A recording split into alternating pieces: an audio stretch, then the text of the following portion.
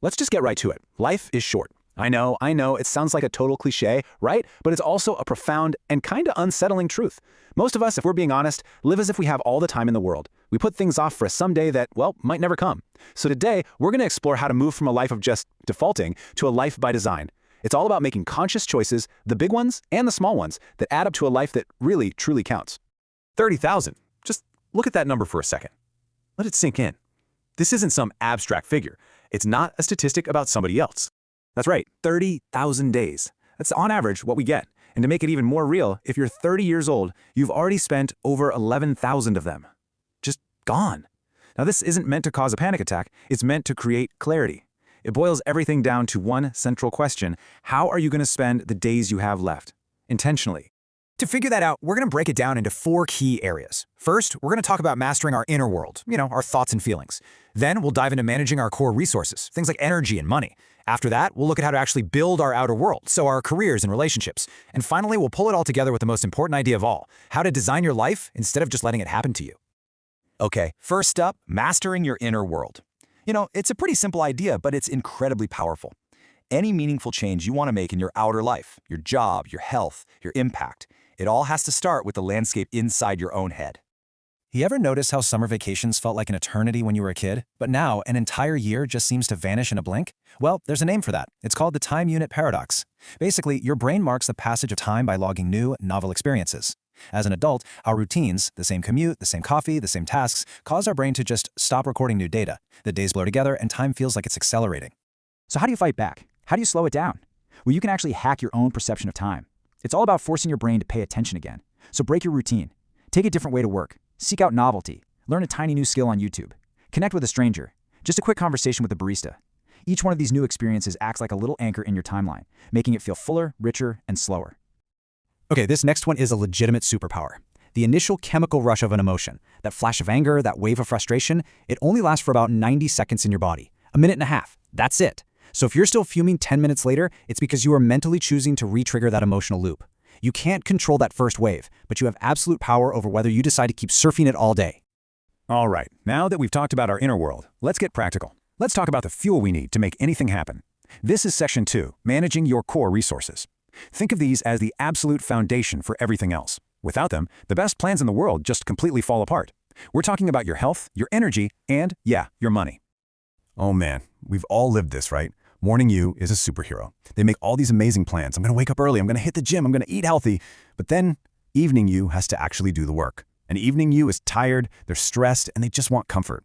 The key here isn't to have more willpower. The key is to design your environment so that the good choice is the easy choice, because evening you is always going to pick easy. This quote just nails it. We get so obsessed with managing our time, scheduling every minute of our calendars. But what's the point of having a 12-hour workday if you're just a zombie for all 12 hours? I'd take 8 focused, energized hours over that any day. Your energy is the thing that multiplies the value of your time. And that brings us to this idea of time affluence. See, we're trained to look at the person on the left making 100K and think success. But hold on, they're working 80 hours a week. Their actual freedom is almost zero. Now look at the person on the right. They're making less, sure, but working way, way fewer hours. Who's really wealthier? True wealth isn't just about money, it's the freedom to control your own time. So how do you actually build that kind of freedom? Well, here are 3 really powerful principles. First, buy experiences and rent objects. Experiences become amazing memories that grow in value, while most stuff just appreciates. Second, you have to fight lifestyle inflation. That's the trap of spending more just because you start earning more. And third, build a margin of safety. Living below your means isn't about being cheap, it's about creating freedom. It's about giving yourself options. Okay, so we've tuned our inner world, we've gassed up our resources. Now it's time to actually build our outer world. This is all about taking that internal potential and turning it into real, intentional action in our careers, our relationships, and our big life goals. This is one of the most powerful thought experiments you can ever do. Seriously, just forget your to-do list for a minute and try the deathbed test. Imagine you're 90 years old, looking back on your life. What are you going to regret not doing? What chances will you regret not taking? This question has a way of cutting through all the daily noise, all the busy work, all the stuff we think we're supposed to do, and it shows you, with brutal honesty, what truly matters to you. So once you know what matters, you have to protect it. And this is a ruthless but super effective way to do that. Step 1, write down everything you want to accomplish, all your goals. Now, step 2, circle your top 3, the most important ones. And here is the crucial final step. Everything you did not circle, that's not your someday list. No, that is now your avoid at all costs list. Why? Because those are the good ideas that distract you from your great ones. Let's talk about careers. For so long, we've been sold this idea of the career ladder, a straight, predictable climb to the top. But that model is just outdated. A much better way to think about it is a career jungle gym. You might move sideways to a different department, not for a promotion, but to learn a completely new skill. These non-linear moves build a unique combination of abilities that makes you far more valuable and adaptable than just being the next person on the ladder. This is such a brilliant way to think about the people in your life. Every single interaction you have is either a deposit or a withdrawal from a relationship bank account. And grand gestures are fine, but the real health of that account comes from the small, consistent, daily deposits. A random thinking of you text, remembering a tiny detail they told you weeks ago, a real, genuine compliment. You just can't make constant withdrawals, like being late or only calling when you need something, and then act surprised when the account is overdrawn.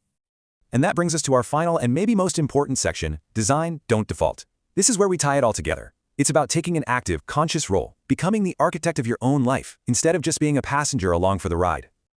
If you only take one single thing away from our time together, please let it be this. We get so stuck in analysis paralysis, trying to plan out the perfect life in our heads before we're willing to take a single step. But that's completely backward. You can't think your way into the right life. It's impossible. You have to test your way there. You have to run little experiments and see what actually works for you in the real world. I love this analogy, especially for anyone who says, "Oh, I'm just not a creative person."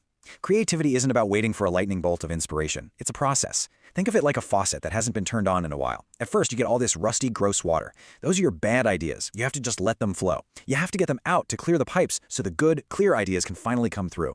Bad ideas aren't failure. They're a necessary part of the journey.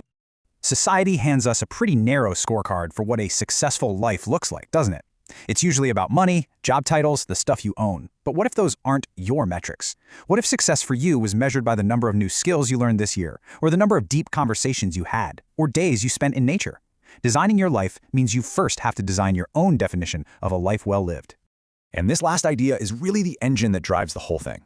A well-designed life isn't about some massive overnight transformation. It's about tiny, almost invisible adjustments. One small habit practiced over and over shapes your days. And since your life is really just the sum of all your days, that one small habit ultimately shapes the entire direction of your life. And so we end right back where we started.